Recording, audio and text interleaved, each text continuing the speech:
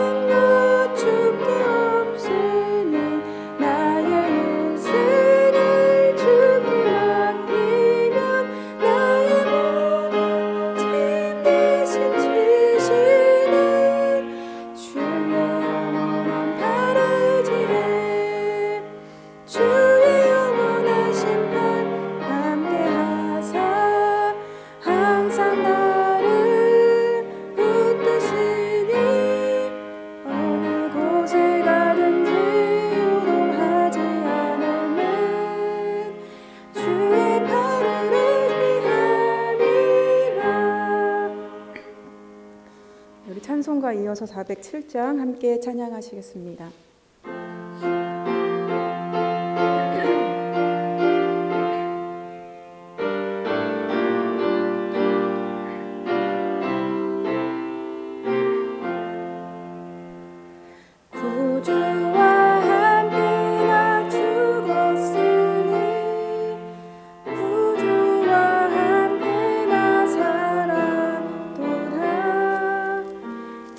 영원의 그날에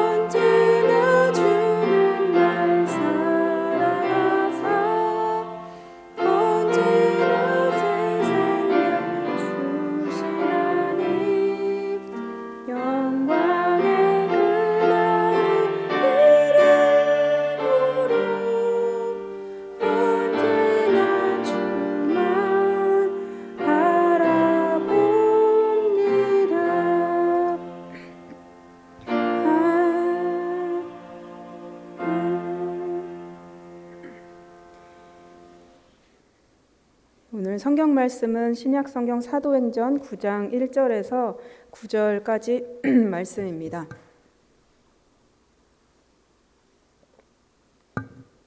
사도행전 9장 1절에서 9절까지 말씀을 우리 함께 교독하시겠습니다. 사울이 주의 제자들에 대하여 여전히 위협과 살기가 등등하여 대제사장에게 가서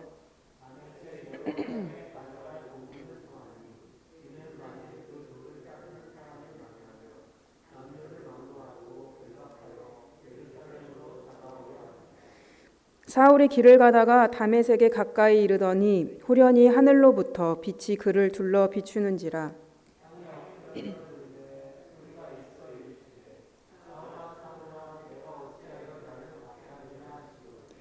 대답하되 주여 누구시니까 이르시되 나는 네가 박해하는 예수라.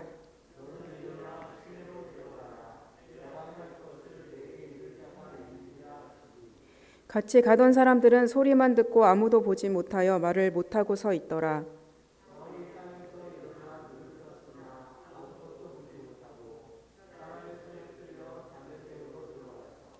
사흘 동안 보지 못하고 먹지도 마시지도 아니하니라.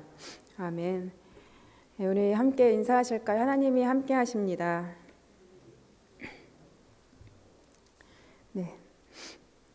우리가 사도행전을 함께 살펴보고 있습니다. 지난 시간까지는 스데반의 죽음 이후에 하나님께서 이 빌립 집사를 통하여서 복음이 사마리아와 또 가사라는 이 광야 지역까지 전파되는 역사를 우리가 함께 살펴보았습니다. 오늘부터는 이제 또 새로운 이야기가 펼쳐집니다. 예수님께서는 이번에 직접 한 사람을 만나시는데 그 주인공이 바로 사도 바울입니다. 하나님께서 사울을 어떻게 또 만나시고 또 바울로서 어떻게 준비시키시는지 오늘 본문을 통해서 우리가 함께 살펴보겠습니다. 오늘 말씀 1절과 2절 말씀입니다. 사울이 주의 제자들에 대하여 여전히 위협과 살기가 등등하여 대제사장에게 가서 다메섹 여러 회당에 가져갈 공문을 청하니 이는 만일 그 도를 따르는 사람을 만나면 남녀를 막론하고 결박하여 예루살렘으로 잡아오려 함이라. 이제 사울이 다메섹이라는 지역까지 가서 이 주의 제자들을 박해하려는 그런 상황입니다. 1절 말씀을 보니까 여전히 위협과 살기가 등등하다라고 표현하고 있는데 8장 1절 그 말씀 이후부터 계속해서 사울은 스데반의 죽음을 마땅히 여기면서 그 이후에도 이 초대 교인들을 잡으러 다니고 있었다라는 것을 우리는 알 수 있습니다. 이 위협과 살이를 가지고 등등하여라는 뜻은 등등하다라는 것은 가득 차 있다, 벅차 있다라는 뜻인데 한마디로 이 예수를 따르는 사람들에 대해서 살이에 찬 위협과 또 협박에 가득 차 있었다라고 사울을 표현하고 있습니다. 사울은 스데반의 선교 이후에 예수를 따라 흩어진 사람들을 체포하기 위해서 이 공문을 받으러 가고 있는 장면입니다. 그래서 이제 사울은 이 공문을 받기 위해 대제사장을 찾아가는데 2절 말씀에 이 공문이라는 말이 나타나는데 이 공문이라는 것은 지금 말로 표현하자면 한마디로 체포영장과 같은 것입니다. 내가 이 예수를 따르는 사람들을 잡아오겠습니다라고 이 체포영장을 받기 위해서 대제사장을 찾으러 갑니다. 이 공문을 체포영장을 받고 사울은 누가 시킨 것이 아니라 스스로 다메섹이라는 지역에 가게 됩니다. 이 다메섹이라는 지역은 예루살렘으로부터 북쪽으로 230km나 떨어져 있는 곳입니다. 그런데 스스로 사울은 내가 여기까지 가서 이 예수를 따르는 사람들을 체포해서 다시 230km를 돌아와 예루살렘으로 체포해 데려오겠다라는 이 어떤 열심이 가득한 사람이었습니다. 3절 말씀을 보겠습니다. 사울이 길을 가다가 이제 이 다메섹이라는 곳에 가까이 이르렀는데 그때 호련히 하늘로부터 빛이 그를 둘러 비추는지라. 이렇게 자발적으로 이 먼 다메섹까지 가던 도중에 사울은 강한 빛을 마주하게 됩니다. 이 사도행전 26장 13절 말씀을 뒤에서 보면 이 빛을 사울은 이렇게 표현합니다. 해보다 더 밝은 빛이 나와 내 동행들을 둘러 비추었다.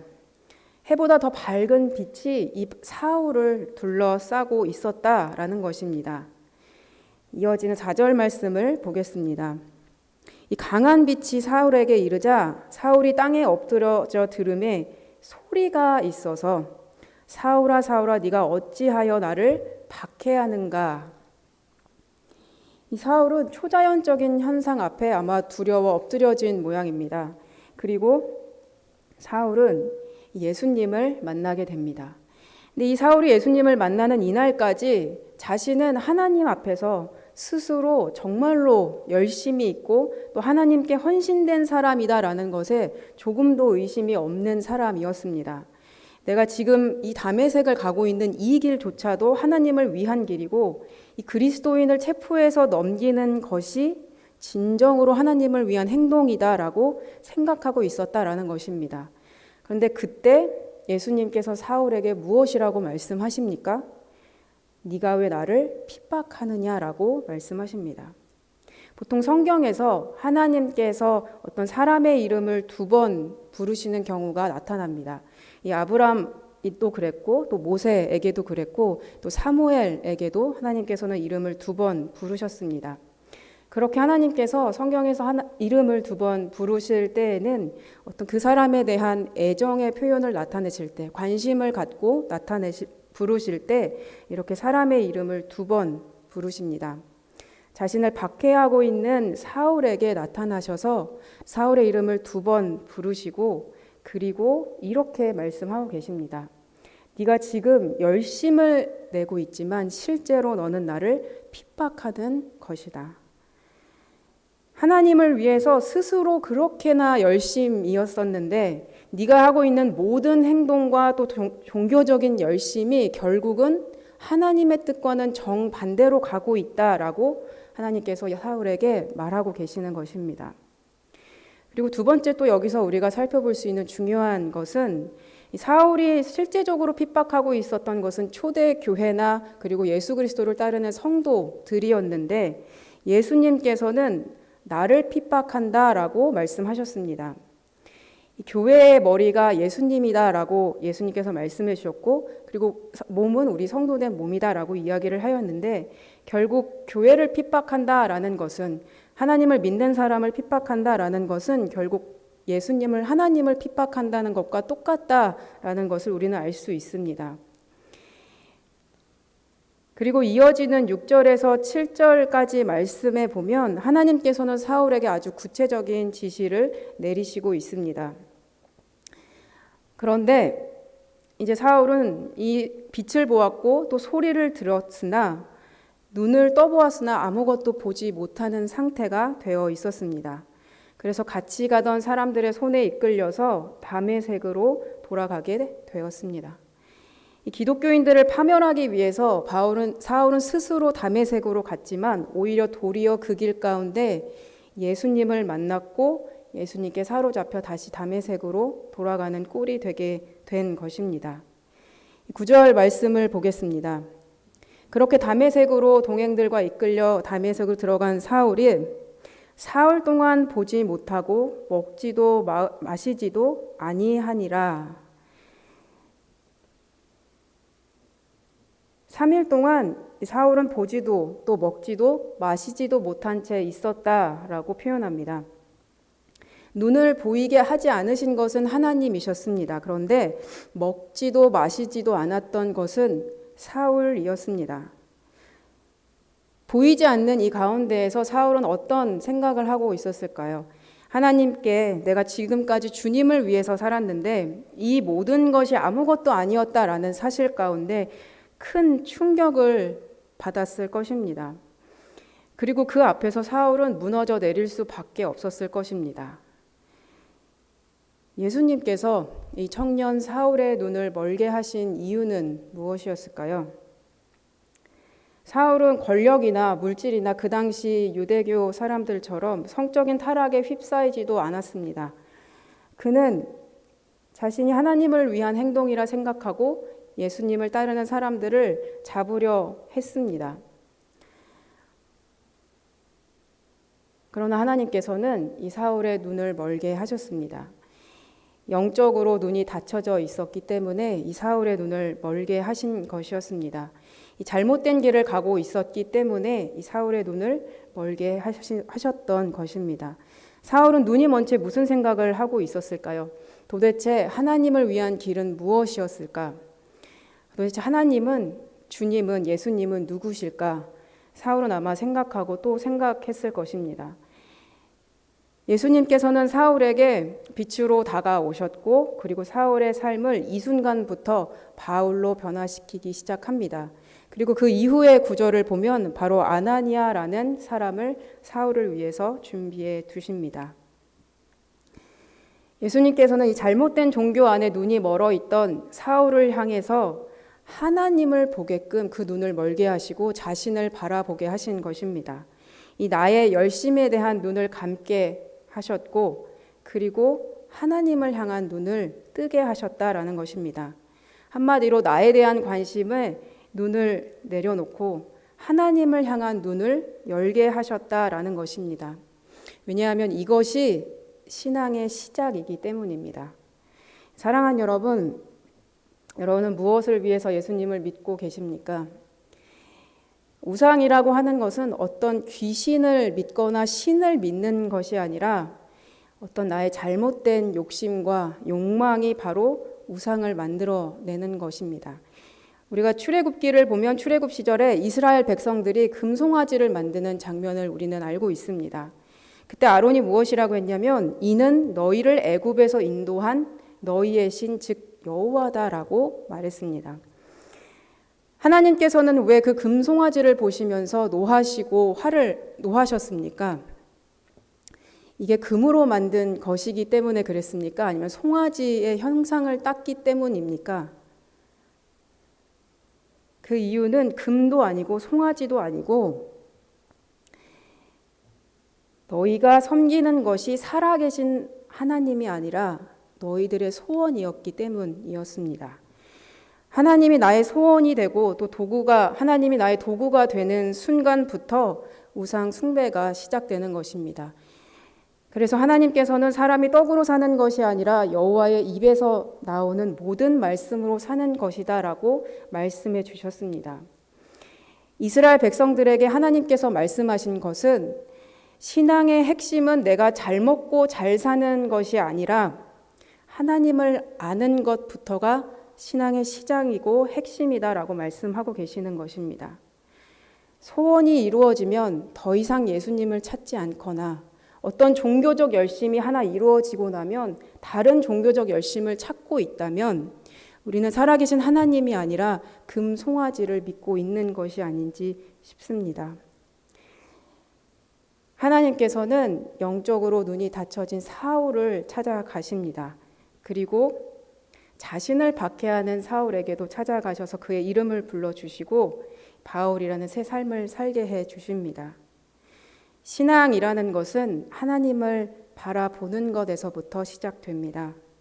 그러면 사랑하는 여러분, 하나님을 어떻게 알 수 있습니까? 교제를 통해서 알 수 있습니다. 교제는 어떻게 이루어질 수 있습니까? 바로 살아계신 하나님의 말씀을 통해서 이루어질 수 있는 것입니다. 그래서 신앙을 시작할 때, 하나님과 교제를 시작할 때 봉사를 많이 하고 내가 어떤 일을, 착한 일을 열심히 해야 하는 것이 아니라 바로 살아계신 하나님, 즉 말씀을 궁금해하고 이 하나님이 누군지를 알고 싶어 하는 그 마음에서부터 신앙이 시작된다라는 것입니다. 그래서 하나님과 함께하는 것이 가장 큰 복이다라고 고백하는 것이 신앙인의 가장 큰 아름다운 고백이다라고 말할 수 있습니다. 그래서 하박국에 이런 아름다운 고백이 있지 않습니까?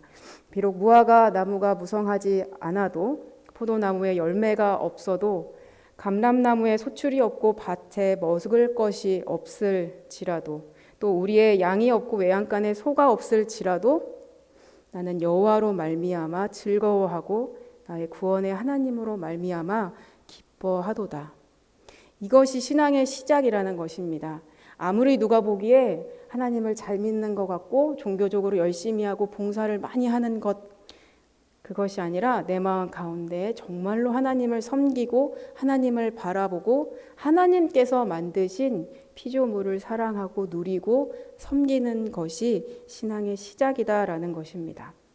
그래서 그 하나님이 함께 하시기 때문에 고난을 견딜 수 있고 기쁨이 왔을 때 진짜로 감사할 수 있고 그리고 평안할 수 있다라는 것입니다. 오늘 우리가 이 시간 가운데 우리가 함께 기도하고 싶은 것은 하나님께서 빛 가운데 사울을 부르셨던 것처럼 우리도 신앙생활을 할 수 있는 이유는 아무리 잘못된 길을 가고 있을지라도 하나님께서 또 우리를 다시 부르셨기 때문입니다. 하나님께서 우리를 또 아들과 또 딸로 부르셨기 때문입니다. 그래서 우리가 그 은혜 가운데 굳세워지고 있는 것입니다. 그 사실을 또 믿음으로 고백하시겠습니까? 오늘 그렇다면 이 시간 가운데 그 하나님께 진정으로 기도하고 또 진정한 신앙생활을 할 수 있도록 성령 하나님께 또 도우심을 구하면서 우리 또 기도하는 시간을 갖도록 하겠습니다. 기도하겠습니다. 하나님 아버지, 우리가 함께 오늘 이 시간 기도할 때 하나님께 눈 뜬 자가 되게 하시려고 또 오늘 우리를 불러주신 줄을 믿습니다. 우리에게 예수 그리스도를 보내주신 하나님의 그 마음을 알게 해주시려고 우리를 또 불러주셨는 줄을 믿습니다. 오늘 이 시간 가운데 기도할 때 말씀을 더 사모하는 우리가 되게 하여 주시고 또 그 안에서 계속해서 성장하고 또 하나님의 기업을 받을 수 있는 우리가 될 수 있도록 성령 하나님 오늘 이 시간 가운데 우리와 함께하여 주시고 우리를 인도하여 주시옵소서. 함께 하신 하나님을 찬양하며 예수 그리스도 이름으로 기도하였습니다. 우리 오늘 이 시간 함께 기도하실 때 오늘 말씀을 생각하면서 함께 기도하시길 바랍니다. 하나님께서 우리가 신앙생활을 잘하고 있다 생각했는데 이렇게 사울아 사울아 부르면서 너가 왜 나를 핍박하느냐라고 말하고 있지는 않는지 오늘 이 시간 가운데 말씀 가운데 우리의 삶을 비추어 보고 또 내 삶을 돌이켜보는 시간을 갖도록 하겠습니다. 나는 정말로 예수님을 닮은 사랑과 또 헌신의 삶을 살고 있는가?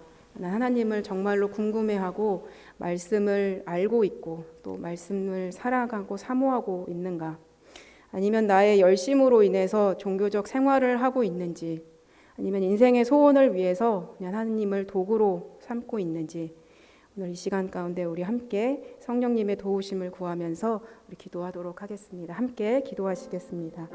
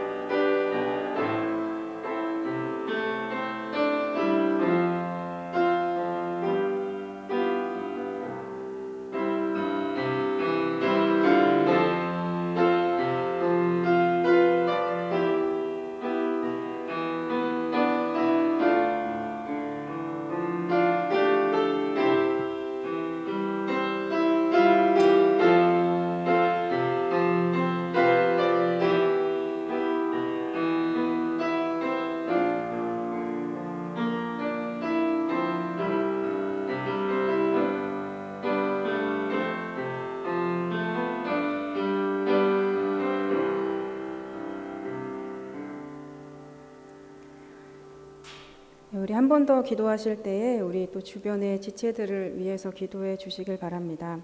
특별히 또 아프신 분들을 위해서 기도해 주시고 또 코로나로 인하여 어려운 분들을 위해서 기도해 주십시오. 또 오늘 이 시간 가운데 특별히 오늘 예수님께서는 자신을 박해하는 또 사울도 만나 주셨습니다. 오늘 이 시간에 또 복음이 필요한 한 사람이 생각나신다면 또 그 사람을 위해서 함께 기도해 주시길 바랍니다. 우리 함께 기도하시겠습니다.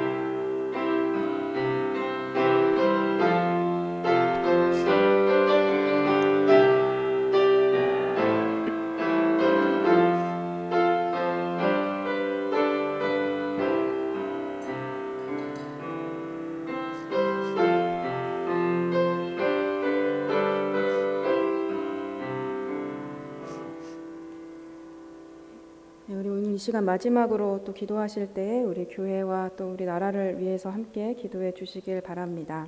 또 선교지와 또 우리 선교사님을 위해서 기도해 주시고 또 주일의 예배를 위해서 기도해 주시길 바랍니다. 또 하나님의 은혜 가운데에서 또 성도들이 기쁜 마음으로 모이고 예배할 수 있는 은혜가 이루어지도록 기도해 주시고 또 자라나는 다음 세대들과 또 봉사하시는 또 선생님들 또 교역자들 또 우리 직원분들과 또 주일에 봉사하는 분들을 위해서 함께 기도해 주시고 또 우리 청년들을 위해서 함께 기도해 주시고 마치시는 대로 돌아가시길 바랍니다.